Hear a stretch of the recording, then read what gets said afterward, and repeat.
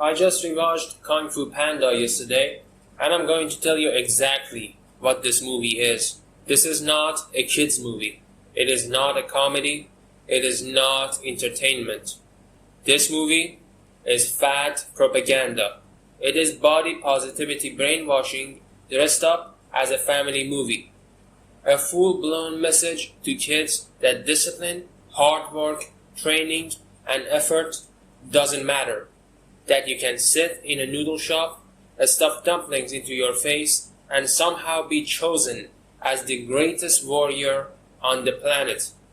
Let's look at the facts. Tai Lung, this man trains his entire life. Disciplined, focused, hardened, built like a machine, dedicated to his goals. A person that we should aspire to be like. Everything in his life is training, sacrifice, mastery. He lives for the craft. He bleeds for it. He gives his body and mind to the art of combat. And what happens to him?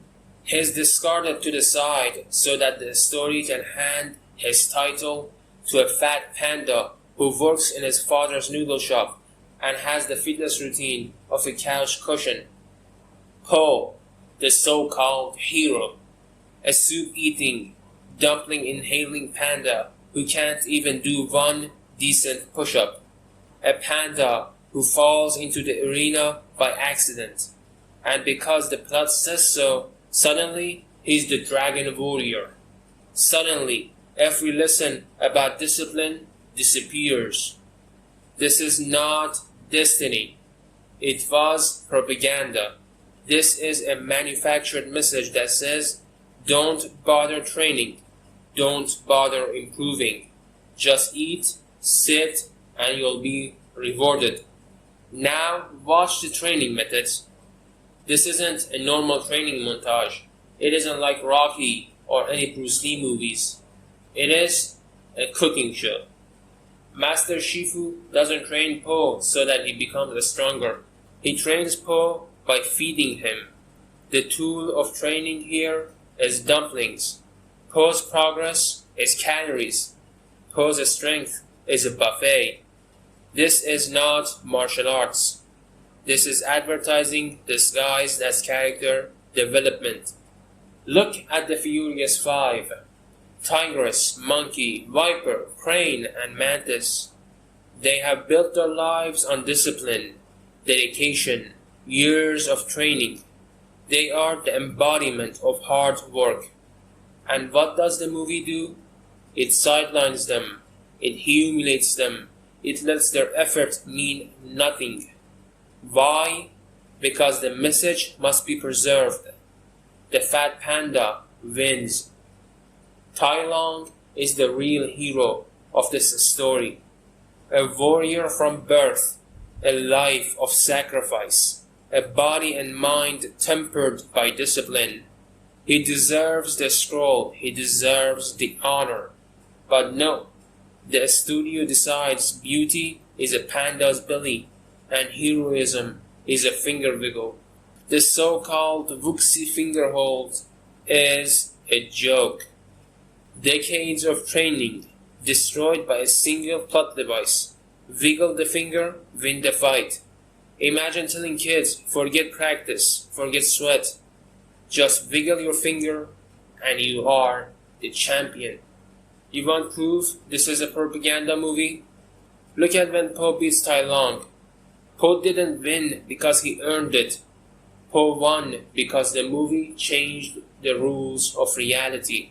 The meritocracy gets tossed out, and what replaces it is a pop culture lesson. Comfort and consumption beats hard work. Let's look at the real pandas, the ones in our world. What do they even do? They eat, they sleep, they move slowly. That's biology, that's nature.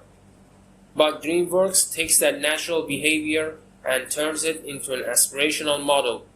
Be like Po, be lazy, be round, be celebrated. Do we want our kids idolizing that lifestyle? Do we want a generation that believes success comes from snack consumption? Are we expected to watch children replace practice with plates? Listen to this carefully. Some people will say I'm being ridiculous. Some will call this hyperbole. Fine. But look at the patterns. Candy ads, sweet snacks, noodle marketing aimed at kids. It lines up. The image of Po eating, being rewarded, being worshipped. It's not an accident. It is a marketing campaign. You want the conspiracy version? Fine. I'm convinced, and I'm saying this completely serious. DreamWorks took money from the big food corporations. Call it the noodle lobby. Call it corporate sponsorship with awful editing. Fund the movie that normalizes overeating. Feed your audience a panda who does nothing but eat and then becomes a god. Sell the tiny dumpling cups, the snack boxes, the kids' meals. Turn children into customers who equate food with a status. Think I'm joking? Look at the imagery. Po eating, Po praised, Po given honor. The message is subtle, and then it's blatant. Work hard? No. Eat more, and life rewards you. Tai Lung isn't the villain of this story. He's the casualty, a symbol of meritocracy crushed by marketing. He represents what used to matter: craft, pain, devotion. And the movie discards that in favor of a cuddly mascot who sells sauce. If society keeps buying this message, maybe we stop prioritizing effort. Maybe we stop valuing training. Maybe we let a culture of convenience and consumption grow. You might ask, what should we do to combat this movie? Well, teach kids discipline. Teach them training matters. Tell them Tai Lung's story is the one to follow. Sweat over snacks, a skill over convenience. Teach them to respect effort, not to worship cartoon consumption. Because if we don't, the next generation will grow up thinking success is given for free, that dignity can be purchased via product placement, that effort is optional. And it will be because a studio decided a panda with dumplings is better for business than a warrior with a code. So yeah, Kung Fu Panda is not harmless art. It's an ideological product. It's fat propaganda disguised as feel-good entertainment. And we should call it out. Watch the movie again. Watch it with your kids. Ask them which life you'd rather they choose. Tai Lung's discipline or Po's dumplings. If they pick Tai Lung, great.